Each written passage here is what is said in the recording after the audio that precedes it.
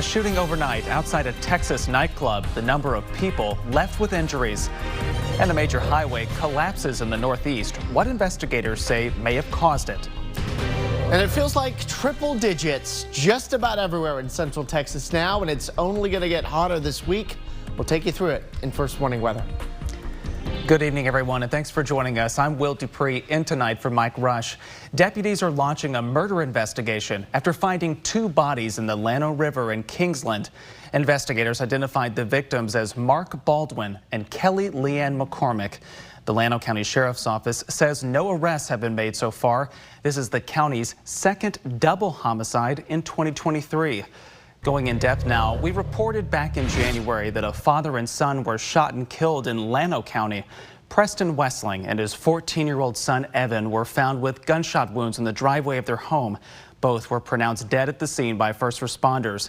We spoke with a family member at that time who remembered the 2 as being generous, good people. That's the type of person Preston was. He was the most generous person there was. And Evan, he was a good kid. 2 teenagers were arrested in connection with their deaths and charged with capital murder. They're currently being held in the Guadalupe County Jail. A shooting hurt 6 people early this morning outside of a West Houston nightclub. Officers said a disturbance inside the venue moved into the parking lot and shots were fired into a crowd. Officials said a man is in critical condition now and had to go into surgery. All other victims are in stable condition. Police have not identified any of the suspects, and they do not know how many suspects were involved. An investigation is ongoing. This morning, Austin firefighters responded to a plane emergency at the Austin airport. Crews went just after 11:30 to investigate an engine fire. A Southwest Airlines spokesperson says the flight aborted its takeoff due to an issue with one of the plane's engines. The fire is no longer active, and that aircraft has now been taken out of service for review. First Warning Weather with meteorologist Nick Bannon. Well, not hard to find the sunshine. There's plenty of it now. No relief from the sun or the heat, but we did have some clouds this morning. This is how it looks at the Palms Car Wash in Northwest Austin now, where it's at 95 degrees. 98 in Camp Mabry at Austin. They're officially the high at 99. We may get the revised numbers and bring us to another triple-digit day. It feels like triple digits everywhere, though, when you factor in the high humidity with dew points in the upper 60s to near 70. That air is very sticky, and when combined with the heat, feels hotter than it is. On clouds and radar, we've got clear skies. We are watching some spotty storms just northwest of the KXAN viewing area. There are some severe thunderstorm watches outside of our area as well. Very low chance a spotty storm sneaks into portions of, say, San Saba and Lampasas counties. We'll keep an eye on it for you, but we'll just introduce a 10% rain chance for the next few hours in those spots. Otherwise, mostly clear to partly cloudy evening ahead. 95 here at 7, 87 at 9, down to 83 here at 11. Coming up in First Warning Weather, the heat is building. We'll show you a long stretch of triple digits, whether we've got any relief from the heat in sight. All right, thank you, Nick. The Texas Senate is still meeting for the first special legislative session, even though the House already adjourned. And tomorrow a committee will call attention to other issues they'd like to pass. The senators will hold a hearing on 3 bills dealing with religion in schools. One bill would give employees the right to pray at schools, while another piece of legislation would require every classroom to display the 10 Commandments. The third bill would let districts designate a period for prayer, reading the Bible, or another religious text. The Senate, however, cannot advance any of these bills because they fall outside the 2 priorities the governor identified for this special session. He set the agenda this time to include lowering property taxes and creating new penalties for human smuggling. But the 2 chambers have yet to reach an agreement over their different plans. Starting today, the southbound Mopac on-ramp at Barton Skyway will shut down. It's expected to be closed for about 2 months. The Central Texas Regional Mobility Authority says the closure is happening so that it can expand the ramp and make some drain adjustments.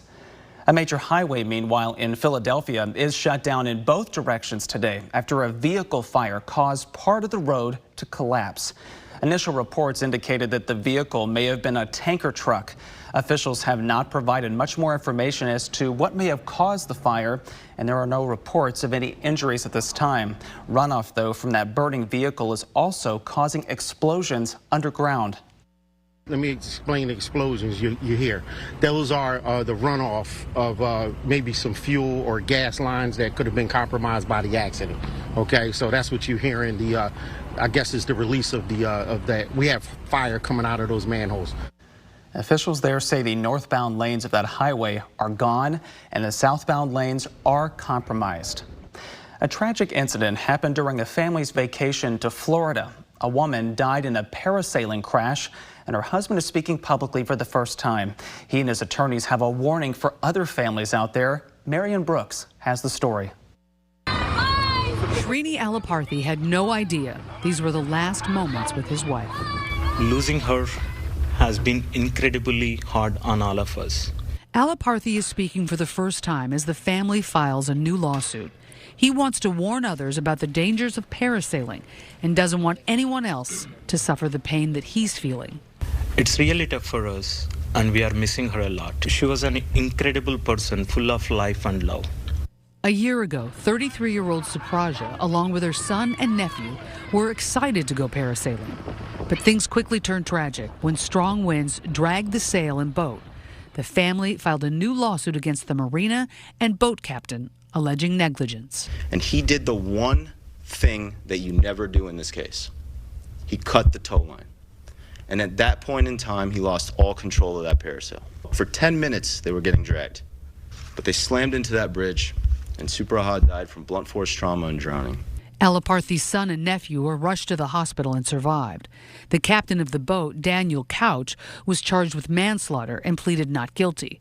The lawsuit alleges the marina failed to implement proper procedures to protect the Alaparthy family.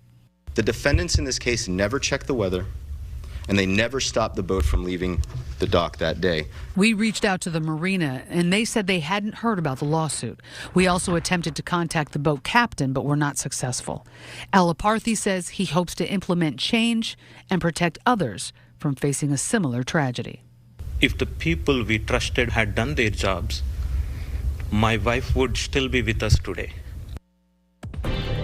Marion Brooks with that story. A group that came together downtown today to protest the state's top leader, the issues they're trying to raise, plus a new kind of irrigation system that could help keep crops alive during long dry spells. The Austin Fire Department hosted a demonstration today to showcase the training its crews go through to keep Austinites safe during emergencies. During the community outreach event, firefighters underwent various scenarios designed to replicate real-life emergencies, such as a house fire. It's also a good opportunity for us to talk to the younger children about fire safety and, especially in these summer months, talk about how to stay safe in both in home or out in the community now that the kids are home from school. Work at the Texas Capitol is not done for the year either, and today a group came together in downtown Austin to voice their opposition to the state's top leader. Dozens gathered at Republic Square to call out Governor Greg Abbott on what they call are his policies of hate. They criticized a number of his stances on a few issues, including LGBTQ+ rights, education, and gun control measures. We believe that there needs to be a allocation of resources to the people that need it the most. Recently, Governor Abbott promised to call more special sessions throughout the summer. He would first like state lawmakers to reach an agreement on his plan to lower property taxes, and then he's calling on them to create education savings accounts, which are often referred to as school vouchers. The community of Lockhart is kicking off its second annual Pride Week and Festival today. This year's Pride Week has more than 12 events scheduled to take place all over Lockhart Town Square and Luna Gardens. To start it off, the Gaslight Baker Theater is hosting a Rocky Horror Picture Show sing-along. There are events all throughout the week, and it all culminates into one big celebration on June 18th, the Lockhart Pride Fest. This will feature drag performances, vendors, a fireworks display, and live music. Checking the pollen count here today. Mold medium and rising. Grass, oak, and mulberry are low and rising. And oak and ash are low and rising too. The temperatures have been rising as well. We're a degree hotter than yesterday's high. Officially so far 99. They may revise that to 100 once the final numbers come in. We've got plenty of triple digits ahead this week, though. We'll show you when the heat peaks in first warning weather. Irrigation systems won't ever replace rainfall, although crops like blueberries are sensitive to the amount of water they get. That's where this new monitoring irrigation system plays a vital role, helping farmers even when there is not any rain in sight. Deanna Giles reports now. If I could get a couple of inches of rain right now, I'd have pretty lush pastures out there again. But now those pastures are bare in some spots. Maynard Berry has been farming and raising cattle for decades. Like many, he's dealing with the extensive drought and says irrigation systems are something that he would like to get. Needs to be a whole technology, it seems like, developed around how you apply the water. That's the goal for this irrigation system, the LOCOMOS, or low-cost monitoring system. Created by farmers, it uses technology to gauge water patterns and monitor soil conditions. The farmers are asking, hey, how much should I water? And having this sensor data, we can provide a recommendation when how much to water. Yeon Suk Dong works in agriculture engineering at Michigan State University. He says the monitoring system helps to optimize the use of water and energy, resulting in better production. We have found that it can help to improve irrigation water efficiency by up to 30%. While Barry doesn't have an irrigation system on site, he is using other ways to keep his crops healthy. I've been trying to keep the vegetation standing about so tall, trying to keep those soils cooler. With the mix of no rain, having an irrigation system can impact farmers' ability to produce the necessary crops and hit your wallet. It'll impact the cost of food. First warning weather with meteorologist Nick Bannon. And we sure do still need the rain. But for right now, we've got sunshine and heat. This is how it looks from our Rock and Dirt Yard camera in Buda. Not much that's going to stop the sunshine, except maybe a few clouds in our northwestern zones where we could even sneak in a stray storm. Those storms east of San Angelo and near and just south of Abilene right now. There's a slim chance a couple of those could sneak into parts of, say, San Saba and Lampasas counties. None of the KXAN viewing area under a severe thunderstorm watch. There is one just to the north of us, though, that goes until midnight tonight. It is very possible, but not super likely, that a stray storm or shower sneaks into San Saba, Lampasas counties here through about 8, 9 o'clock tonight. Most of that storminess stays well to our north here this evening, and the vast majority of you stay dry. So I wouldn't cancel any plans here tonight based on that very slim rain or storm chance. I do expect your work week starts with some patches of low clouds and even a little bit of fog tomorrow morning. That'll give way to a lot of sun by, say, mid to late morning, kind of like today. And then it's a very sunny afternoon tomorrow. I do think tomorrow's rain or storm chances are just slightly higher than today. After, say, 4 o'clock in the hill country, spotty shower or storm around. Some of that could try to make it into the metro later tomorrow evening. Some of these models have been a little bullish on how many storms actually develop on these days where it's generally just hot and dry. So we'll call it just a 10% rain chance here for you tomorrow. Most of us, the story is the heat. So just a slim evening storm chance northwest of Austin tonight. Otherwise, it's mostly clear to partly cloudy with low clouds coming in late in the night. Overnight lows of 75. Triple digits expected here tomorrow, even if we narrowly missed out today. 100 tomorrow, clouds giving way to sun, an isolated storm chance late. There's a low severe weather risk tomorrow, a 1 out of 5 threat northwest of Austin for a strong or severe storm with large hail or damaging winds. But the heat builds through the week as high pressure south of us tries to push in and actually strengthen through the week and into next weekend. And that's only going to mean that temperatures get hotter than we have seen already. You see those numbers bumping up, especially Thursday, Friday, Saturday, around 105 or 106. So we're not seeing any relief from that heat anytime soon. And the humidity basically stays where it is, too. Maybe some subtle drops later in the week. It feels like temperature is going to be an issue as well. Might feel like the 70s tomorrow morning, but already by midday it's in the 90s, and it feels like triple digits in the afternoon. And those feels like temperatures later in the week could approach 110 to 115. Right now we're forecasting record highs on Thursday and Friday. Each day starts with low clouds, but gets a lot of sunshine. Monday, the only day with a storm chance. This is KXAN Sports, brought to you by Thomas J. Henry. The Texas baseball team sure loves playing the nobody believes in us card. Well, yesterday down 5-2 heading into the ninth on the road as an unseeded team. A lot of people did not believe in them. Again, they proved the doubters wrong. Our Roger Wallace is with the team in Palo Alto with the latest. Another perfect day here in Northern California. It would be understandable to think Stanford might have a tough time bouncing back after that ninth inning meltdown. Texas scored 5 runs on just 1 hit to take the lead in this super regional, but baseball is a game of resiliency. Longhorns are expecting Stanford's best, and they're also not thinking about the fact that they have 2 games to win 1 to get back to Omaha. Play 1 pitch at a time, and it's the truth for this group, and 1 inning at a time, and just keep grinding and putting yourself in a position to have opportunity, and that's what we did today. I mean, it wasn't pretty the entire game, but we just kept fighting, and that's what I'm proud of. We're just going into tomorrow with the same mindset we came in today. We're going to take it. We're not just playing for 1 game. We're going to play like we just played that first game, go do everything we can to get the win tomorrow. We're not going in tomorrow thinking about winning tomorrow. We're just trying to win every inning, every pitch by pitch, little by little. Stanford will have their ace on the mound, Quinn Matthews, who pitched twice last weekend in the regional. The reason why he didn't pitch the opener, the Longhorns, well, they're hoping LeBaron Johnson could back up what he did against Miami when he pitched that complete game. What we do know is the winner of this super regional will face Wake Forest to open the College World Series. In Palo Alto, California, Roger Wallace, KXAN News. And a shout out to Roger's nephew, Jake, who was the photographer there. Don't think we pay him. Either way, to the pros, Astros in Cleveland. Not a good start for Houston on this rubber match. Brings a smile to some Clevelanders' faces. Andres Jimenez with the home run there in the early innings. Josh Bell adds one to make it 3-0 there. 426 feet of a long ball. Emmanuel Clase able to shut the door. Guardians win 5-0 to win the series over the Astros.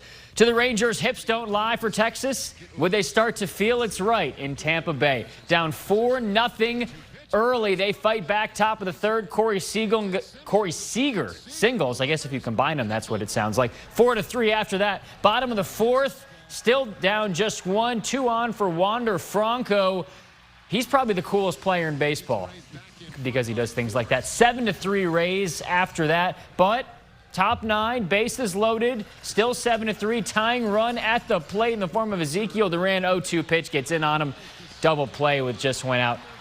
Kind of an unexciting way to end it for the Rangers, but they still able to put some fight. They lose the series against the best team in baseball. Still to come, we're talking soccer, of course. Austin FC struggles again.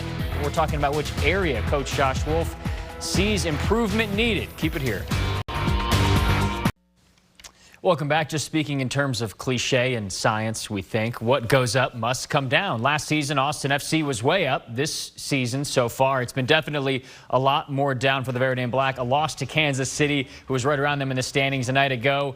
And it was kind of early and often for the hosts. Alan Polito able to score in the 19th minute here to put Sporting KC ahead. Austin was playing from behind the whole night. They got down 3-0 in the second half. A corner here in the 61st minute off the foot of Fagundes. Kind of bounced around. Sebastian Driussi able to find the back of the net. That was the lone goal for Austin.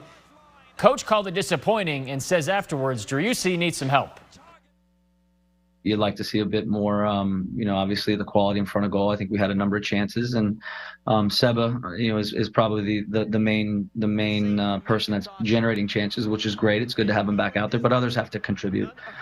There's too many missed, whether it's decisions or quality in and around the penalty box that we could just be much better with. But we have to have other contributors.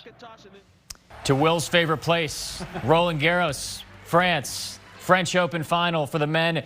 Novak Djokovic and Casper Ruud. Novak was down 3-0 in the first set, came back to win the tiebreaker. Second championship point here. And you know what happens for the Serbian. Wins major number 23. Some earned relaxation and a whole lot of celebration after that. Sets the big record for him. We'll be back after this. Thank you all for watching on this Sunday evening. We will see you back here tonight. Enjoy the rest of your Sunday. Take care, everybody.